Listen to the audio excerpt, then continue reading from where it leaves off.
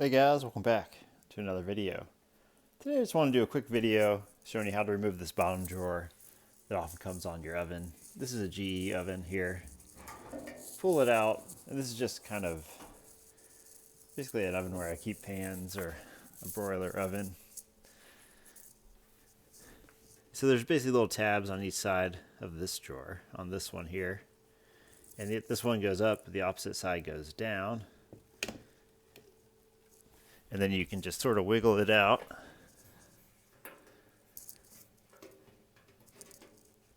Push down. Just wiggle it out like that. Then you got your drawer out, and now you can access underneath the oven here. In case you need to do some maintenance, or maybe something flipped up and it's back there.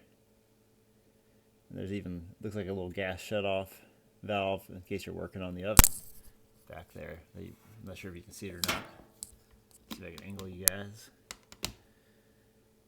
That's all I got for you guys today. If you appreciate this kind of content, make sure to subscribe. If you found this video helpful, give it a like. I'll catch you all next time.